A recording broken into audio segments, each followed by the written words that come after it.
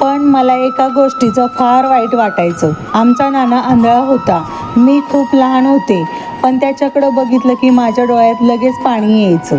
मला चोरून रडायची फार सवय होती. मी कधी कधी माझे डोळे घट्ट मिटून बघायचे आणि मनात विचार करायचे, अरे देवा, इतका अंधार असतो का?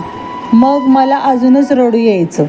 कारण आमच्या नानाला सुंदर जग, झाडं, फुलं, पाऊस, आकाश, माणसांचे चेहरे कधीच पाहता येणार नव्हतं. मी देवासमोर जाऊन उभी राहायचे आणि रडत रडत म्हणायचे, देवा, माझे डोळे आमच्या नानाला दे ना. त्याला थोडंसं तरी हे जग बघू दे. त्याला थोडं तरी आनंद भेटू दे. त्यावेळी मी खूप लहान होते, पण मन मात्र फार हळवं होतं. आज नाना या जगात नाही.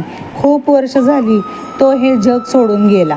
पण आजही ह्या आठवणी माझ्या मनात जशाच्या तशा आहेत. मित्रमैत्रिणींनो, कसं वाटतंय माझ्याशी गप्पा मारताना तुम्हाला? या आठवणी मी कोणाशीही कधीही शेअर केल्या नाहीत. अगदी आईवडिलांशीही नाही, अगदी बहिणी भावाशीही नाही. टिपूर चांदणे, बालपणीच्या आठवणी ह्या माझ्या अगदी खऱ्या खऱ्या आठवणी आहेत, ज्या खूप दिवसांपासून मनात साठल्या होत्या. तुम्हाला या आठवणी ऐकायला कशा वाटतात नक्की सांगा. माझ्या चॅनलला आवडलं तर लाईक करा, सबस्क्राईब करा, कमेंट करा. भेटूया पुढच्या भागात अगदी खऱ्या खऱ्या गोष्टी घेऊन. तोपर्यंत बाय.